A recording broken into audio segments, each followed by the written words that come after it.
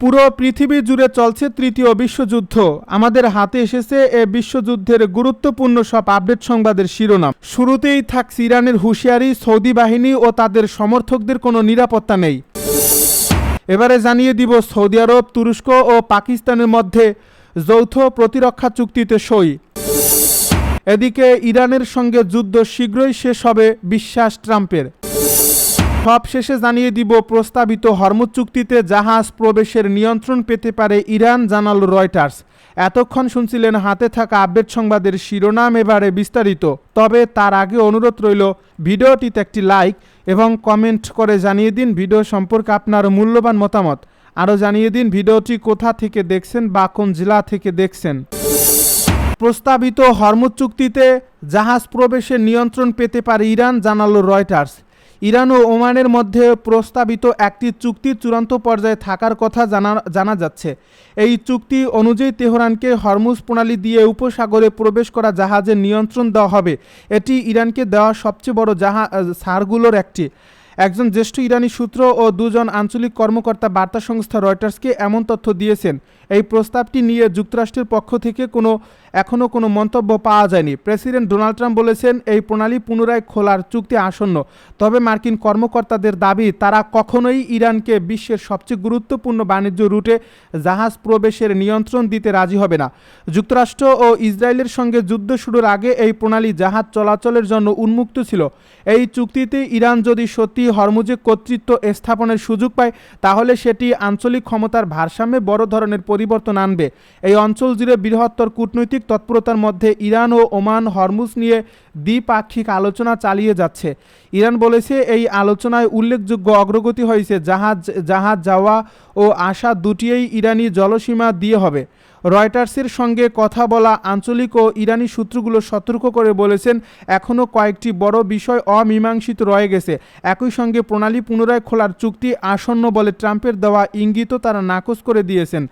আঞ্চলিক এই সূত্রগুলো রয়টার্সকে বলেছে, হরমুজের উপর কোনো না কোনো ধরনের নিয়ন্ত্রণের বিষয়ে এরই মধ্যে ছাড় দেওয়া হয়েছে। তবে নিয়ন্ত্রণের সংজ্ঞা কেমন হবে সে বিষয়ে এখনও খুঁটিনাটি নির্ধারণ হয়নি। উপসাগরীয় আলোচকেরা বলেছেন, আঞ্চলিক দেশগুলোই জাহাজ তদারকি করবে। যে কোনো ধরনের ফি হতে হবে স্বেচ্ছাসেবামূলক।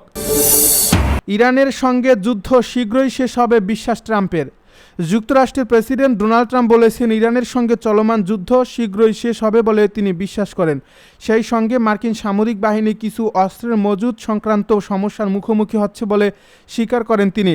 গতকাল বৃহস্পতিবার হোয়াইট হাউসের ওভাল অফিসে সাংবাদিকদের সঙ্গে আলাপকালে মার্কিন প্রেসিডেন্ট এ কথা বলেন। ইরান যুদ্ধ প্রসঙ্গে এ সময় ট্রাম্প বলেন, আমার মনে হয় এটা খুব শিগগির শেষ হবে। আমার মনে হয় না তারা আর খুব বেশি দিন টিকে থাকতে পারবে। গত মঙ্গলবার রয়টার্সের এক প্রতিবেদনে বলা হয়, ইরানের সঙ্গে 5 মাসের যুদ্ধ মার্কিন সেনাবাহিনী অন্তত নিখুঁতভাবে হামলা চালানোর সক্ষমতা সম্পন্ন দীর্ঘপাল্লার ক্ষেপণাস্ত্রের মজুতের বড় অংশ ব্যবহার করে ফেলছে। গতকাল মার্কিন অস্ত্রের মজুত নিয়ে ট্রাম্পকে প্রশ্ন করা হয়। জবাবে তিনি বলেন, কিছু নির্দিষ্ট ধরনের শক্তিশালী অস্ত্রের সীমাহীন মজুদ যুক্তরাষ্ট্রের কাছে আছে, তবে অন্য কিছু অস্ত্রের মজুদ তুলনামূলকভাবে কম। ডোনাল্ড ট্রাম্প বলেন, যুক্তরাষ্ট্রের প্রতিরক্ষা খাতের কোম্পানিগুলো নতুন নতুন উৎপাদন কারখানা তৈরি করছে। এর মধ্যে প্যাট্রিয়ট ও টমাহক ক্ষেপণাস্ত্র তৈরির কারখানাও আছে। সৌদি আরব, তুরস্ক ও পাকিস্তানের মধ্যে যৌথ প্রতিরক্ষা চুক্তিতে সই। মধ্যপ্রাচ্যের তীব্র উত্তেজনা ও সংঘাতের মধ্যেই সৌদি আরব, পাকিস্তান ও তুরস্ক আজ শুক্রবার একটি যৌথ প্রতিরক্ষা চুক্তিতে সই করেছে।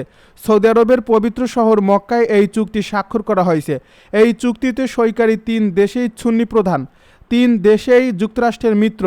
তারা উপসাগরীয় অঞ্চলে তেল রপ্তানিকারক দেশগুলোর উপর চলমান ক্ষেপণাস্ত্র হামলা নিয়ে উদ্বিগ্ন। যুক্তরাষ্ট্র ও ইসরায়েল গত 28 ফেব্রুয়ারি ইরানে হামলা চালানোর পর থেকেই ইরান ও তার মিত্ররা সৌদি আরব ও উপসাগরীয় অঞ্চলের অন্য দেশের উপর হামলা চালিয়ে আসছে। একই সঙ্গে তারা এসব দেশের জ্বালানি রপ্তানির পথও অবরুদ্ধ করার চেষ্টা করছে। চুক্তি সইয়ের পর 3 দেশ যৌথ বিবৃতিতে বলেছে, যে কোনো ধরনের আগ্রাসন প্রতিহত করতে সম্মিলিত প্রতিরোধের সক্ষমতা জোরদার করাই এই চুক্তির উদ্দেশ্য। চুক্তিতে বলা হয়েছে 3 দেশের যে কোনো একটির উপর অস্ত্র হামলা হলে সেটিকে 3 দেশের সবার উপর হামলা হিসেবে বিবেচনা করা হবে। এই চুক্তিটির আনুষ্ঠানিক নাম মক্কা সৌদি প্রতিরক্ষা চুক্তি। এর আওতায় প্রতিটি দেশ কী ধরনের প্রতিশ্রুতি দিয়েছে বা দায়িত্ব নিয়েছে সে বিষয়ে বিবৃতিতে বিস্তারিত জানানো হয়নি। এতে বলা হয়েছে সম্মিলিত নিরাপত্তা জোরদার করা এবং অঞ্চল ও এর বাইরে শান্তি, নিরাপত্তা ও স্থিতিশীলতা প্রতিষ্ঠায় ভূমিকা রাখা অন্যতম প্রধান উদ্দেশ্য। তুরস্কের এক কর্মকর্তা বার্তা সংস্থা রয়টার্সকে বলেন, এই চুক্তিতে সম্মিলিত প্রতিরক্ষার একটি ধারা রয়েছে। এটি পুরোপুরি প্রতিরক্ষামূলক। এতে শুধু আত্মরক্ষার ক্ষেত্রে পারস্পরিক সহায়তার অঙ্গীকার করা হয়েছে মাত্র। নাম প্রকাশ না করার শর্তে এই কর্মকর্তা জানান, এই চুক্তি কোনো নির্দিষ্ট দেশ বা পক্ষকে লক্ষ্য করে করা হয়নি। আঞ্চলিক অন্যান্য দেশের এতে যোগ দেওয়ার সুযোগ রয়েছে। পাশাপাশি এটি বিদ্যমান কোনো দ্বিপক্ষীয় বা বহুপক্ষীয় চুক্তি বাতিল বা প্রতিস্থাপন করে না। এই চুক্তিতে সইকারী 3 দেশের আরেকটি সাধারণ অবস্থান হলো তারা ইসরায়েল ও বিপ্লবী শিয়া রাষ্ট্র ইরানের ক্রমবর্ধমান আগ্রাসী সামরিক অবস্থান নিয়ে বিশেষভাবে উদ্বিগ্ন। এমন সময়ে এই চুক্তি করা হলো যখন তাদের দীর্ঘদিনের মিত্র যুক্তরাষ্ট্র আঞ্চলিক অস্থিরতা নিয়ন্ত্রণ করতে হিমশিম খাচ্ছে। সৌদি বাহিনী ও তাদের সমর্থকদের জন্য কোনো নিরাপত্তা নেই। সৌদি আরবের সেনাবাহিনী এবং তাদের সঙ্গে থাকা ভাড়াটে যোদ্ধাদের হুমকি দিয়েছেন ইয়েমেনের হুতি আন্দোলনের রাজনৈতিক ব্যুরোর সদস্য হিজাম আল আসাদ। শুক্রবার সামাজিক যোগাযোগ মাধ্যম এক্সে দেওয়া এক পোস্টে তিনি বলেন, ইয়েমেনে থাকা সৌদি বাহিনী তাদের ভাড়াটে যোদ্ধা এবং তাদের সামরিক ঘাঁটিগুলোর জন্য কোনো নিরাপত্তা নেই। আল আসাদ আরও বলেন, হুতিদের সামরিক অভিযানের নিন্দা জানানো দেশগুলো চাইলে নিজেদের ভূখণ্ডে সৌদি সামরিক ঘাঁটি স্থাপন এবং নিজেদের নাগরিকদের মধ্যে থেকে ভাড়াটে যোদ্ধা নিয়োগের সুযোগ দিতে পারে। অন্য এক পোস্টে এই কর্মকর্তা হুতি দাবি করেন, নিজেদের অধিকার পুনরুদ্ধার, ইয়েমেনের উপর অবরোধ প্রত্যাহার এবং জনগণের অধিকার, স্বাধীনতা ও সার্বভৌমত্বের পথে বাধা সৃষ্টি করা ব্যক্তিদের বিরুদ্ধে অবস্থান নেওয়া তাদের সশস্ত্র বাহিনীর জন্য অপরিহার্য হয়ে পড়েছে। জাতীয়তা বিবেচনা না করে যারা ইয়েমেনিদের অধিকার আদায়ের পথে বাধা দেবে তাদের বিরুদ্ধেই ব্যবস্থা নেওয়া হবে বলেও তিনি মন্তব্য করেন। ডোনাল্ড ট্রাম্প বারবার কূটনীতির নামে নাটক মঞ্চস্থ করছেন বলছে গালিবাব। যুক্তরাষ্ট্রের প্রেসিডেন্ট ডোনাল্ড ট্রাম্প কূটনীতির নামে বারবার নাটক মঞ্চস্থ করছেন বলে অভিযোগ করেছেন ইরানের পার্লামেন্টের স্পিকার ও দেশটির প্রধান মধ্যস্থতাকারী মোহাম্মদ বাগের গালিবাব। ইরানে হামলার নির্দেশ দিয়ে সেটি স্থগিত করেছেন। বারবার ট্রাম্পের এমন দাবির পরিপ্রেক্ষিতে গালিবাব এ অভিযোগ করেন। গতকাল বৃহস্পতিবার সামাজিক যোগাযোগ মাধ্যম এক্সে দেওয়া এক পোস্টে এই অভিযোগ করেন ইরানের স্পিকার। কয়েকদিন আগে ট্রাম্প দাবি করেছিলেন ইরানের সঙ্গে একটি চুক্তির মূল কাঠামো তৈরি হয়ে গেছে, সে কারণেই তিনি ইরানের উপর সর্বশেষ হামলার সিদ্ধান্ত স্থগিত করেছেন।